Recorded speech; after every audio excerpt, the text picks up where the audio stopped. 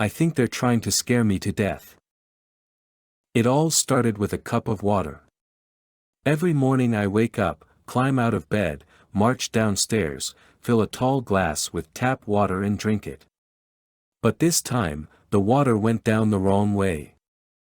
I started coughing, sputtering, almost choking. I set the glass down on the countertop, turned away and thumped my chest until the coughing stopped. But when I turned back, the cup of water was gone. I froze. Motionless. Only my eyes moved, darting back and forth around the kitchen. The air shifted, a subtle drift, as though something moved through with incredible speed. I stepped back from the countertop and, my heel bumped into something. I spun around. My heel had bumped into the glass of water, it tumbled over with a dull and clattering thud. Empty. Wary, I squat down, picked it up, and studied it. Turned it over in my hand like it was some strange, alien artifact. What just happened? I called my sister to tell her what happened. She laughed. There must be a reasonable explanation, she said. Perhaps Dash, from The Incredibles did it. Coincidence? I think not, she teased. I laughed along. Maybe she was right. Maybe there was a reasonable explanation for it. Maybe I dropped the glass in my coughing fit, and it somehow landed upright. Crazier things have happened. But of course, that wasn't the end of it. Little happenings like this became commonplace. Each event was slightly less explainable than the last. A building experience of uncanny madness. But still, I shrugged it off, tried to think of reasonable explanations. Tried to hand-wave it all away. But then, the cup trail incident occurred. There was no reasonable explanation for the cup trail incident. I snapped awake. 2:58 a.m. on a Tuesday. Bright light blinding into my dilated eyes. The lights were on. Somehow, the lights were on. A power surge, perhaps. I climbed out of bed, marched across the room, and froze. I froze because my bedroom door was open. But the door being open didn't bother me too much. What bothered me was the glass of half-empty water, sitting on the floor in the middle of the upstairs hallway. That bothered me for several reasons. Chief among them being, I didn't put it there. I crept out into the hallway. The floor was uncharacteristically creaky tonight. I squat down, lifted the glass of water and... Fingerprints. Fingerprints were fogged on the glass, dozens and dozens of fingerprints. I recoiled, dropping the glass. It thumped onto the carpet and spilled over, an expanding puddle of water absorbing into the carpet. I glanced back over my shoulder. A looming sense of unease climbed through my body. I pushed back to standing and... Another glass of water. Half empty. Sitting at the top of the stairs. I walked forward. I looked down the stairs. Another one. Sitting halfway down the steps. A trail of half-empty cups. Should I just call the police? I reached for my phone instinctively, but it wasn't there. I always kept my phone in my pocket, even while I slept, don't ask. But now it was gone. It was gone, and somebody was hiding in my house. I looked back over my shoulder, down the hallway, towards my bedroom. Did it fall out of my pocket? Was it in my bed? Did I leave it on my bedside table? I was about to go look when...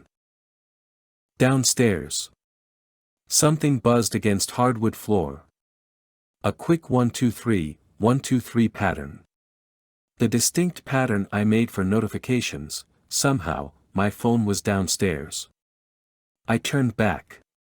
Took a deep breath, and stepped forward. My phone lay on the kitchen floor, buzzing around in lazy circles. I stepped over, picked it up, and flicked on the screen. Time to call the police. But I froze again. My eyes caught a push notification at the top of the screen, new photo saved to cloud. I raised an eyebrow, tapped into it and my breath sucked out of my lungs like a vacuum. It was a photo of me, fast asleep. Taken at 2:57 a.m. 1 minute before I woke up. A sickening swell of dread spiraled through me as everything piled up. The cups of water, the lights turning on, the phone being downstairs, and now, finally, the photo of me. The photo which somebody else had taken as I slept. I dialed 911. 911, where are you located? A calming, almost serene voice answered. I gave them my address. What's your emergency? She replied. There's somebody in my house. Are you in a room? What? Please get to a safe room and lock the door. I bolted to the nearest washroom, slammed the door shut, and locked it. Maybe I should have just ran outside, but what if they were waiting for me? Okay, sir, are you safe? Said the voice on the other end. I. A door slammed shut. Somewhere upstairs. He's upstairs. I said. Help is on the way. Focus on breathing. Breathe in. I breathed in. Breathe out. I breathed out. Breathe in. Upstairs, another door swung open and slammed shut. The intruder was searching now, checking each and every room in order. Sir. Are you there? Why, yes. I whispered. The slamming doors getting closer. One room at a time, getting closer. The final door upstairs slammed shut, and suddenly, a door downstairs swung open and slammed shut. Were there multiple intruders? Either there were multiple intruders, or this person was impossibly fast. Sir. He's. Sir, are you still in the bathroom? The bathroom? How did they know I was hiding in the bathroom? I never told them I was hiding in the bathroom. Sir, are you there? The voice said again, but this time. I could hear it on the other side of the door too. I could hear the 911 operator's voice inside my house. The intruder was talking to me on the phone. The intruder was somehow pretending to be a 911 operator. They were talking to me. The bathroom doorknob jostled. Sir, open the door please, she said. Dropping the phone, I wrapped my grip around the handle, pulled back with all my strength. Sir, please open the door. I didn't budge. Sir, open the door. Open the door, she kept repeating. Like a broken record. Like a pre-made recording. All the while pulling back at the doorknob, trying to get in. The light started turning on and off. On and off. A rapid cycle between light and dark, faster and faster. Sir, we can't help you if you don't open the door, she said, almost sounding on the verge of laughter now. Sir. Are you there? Sir. Suddenly, outside, around the corner, the front door burst open. Police, a baritone voice boomed. Silence. Police. I remained quiet. I didn't trust it. Whatever I was dealing with didn't seem to play by the rules of reality. I wasn't going to fall for it. I remained silent. Hands gripped around the doorknob, I remained motionless. Hello? Said the deep voice, then the crackle of radio static. I'm getting no response, requesting backup. I hid in the bathroom for about an hour until they found me. The actual police found me. I was a nervous wreck, understandably so. Ranting and raving. Telling them about the woman on the phone, telling them about the cups of water on the floor. They sent me in for psych eval and I was discharged a few days later. Of course, no one believed me. Even when I showed them the photo of me sleeping, no one believed me. There must be a reasonable explanation, they always said. Perhaps you had a temporary psychotic breakdown. My sister theorized. I moved out the next month. No way I was sticking around after that. In hindsight, I should have moved out earlier. Now I'm living upstate, in a much smaller house. Less places for would-be intruders to hide. I have cameras set up everywhere, so this time, if anyone messes with me, I'll have the receipts.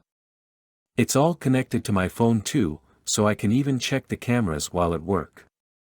I might be a coward, but I'm not stupid. So anyways, quite a few uneventful months had gone by since the Cup Trail incident. In fact, nothing else had even happened until tonight.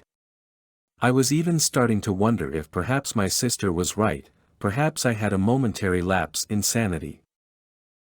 But now I'm lying on my bed, writing this on my phone. I can't move. I'm paralyzed with fear, and writing this is the only thing that even remotely calms me down. I'm paralyzed with fear because earlier, about 1 hour and 23 minutes ago to be exact, I got home from work late. And crawled right into bed. That was my first mistake. I broke my ritual, my daily ritual of checking all the cameras before entering the house, checking to see if any motion was recorded during the day. But I was tired, and it was late after work, and I just wanted to sleep. I'll check the cameras in bed, I thought. I'll just check the cameras in bed. And of course, today, of all days, is the day something happened. What happened, you ask? Perhaps some of you already guessed. But I'll let you know regardless. 9 hours and 23 minutes ago, the bedroom camera recorded motion. I watched the footage on my phone just 20 minutes ago. It was footage of me, mulling about the house, getting ready for work, and then leaving. I breathed relief. Of course, it was just me. You fool, you should have known. It was you. You threw off your schedule, and you were late, and the cameras detected you. But then, 30 seconds after I had left. Motion detected, bedroom camera. The footage appeared. My empty bedroom. Dark. I squinted. Nothing. Suddenly, in the footage, the lights flicked on. Still nothing. They flicked on and off and then I saw something that filled me with a fear far beyond anything I'd ever felt. A fear far beyond anything I even knew was possible. When the lights flicked back on, a person appeared. A person standing in the middle of my room, with pin-straight posture, hands over their face like someone playing peekaboo. The footage fast-forwarded on its own now. Shadows drifting across the wall as the sun outside moved downward. But the person just stood there motionless. Motionless as the world sped by. Hands covering their face. The footage snapped back to real time. 30 seconds before I arrived home. The person slightly perked up, hearing my arrival. Then, hands still covering their face, they dropped to their knees. In one smooth, almost robotic motion, they fell to their side, and rolled under the bed. They rolled under the bed. They rolled under the bed that I was currently lying on. The bed which I am laying on right now. Manically typing on my phone in the dark. Just beat them up lol, I can almost hear the very badass readers among you writing in the comments below. Call 911. I hear the good faith warriors among you thinking. But seriously? Call 911. After what happened last time? Call 911. Either way, I figure this is the last thing I'll ever post, so I hope you got some enjoyment out of reading about my imminent demise.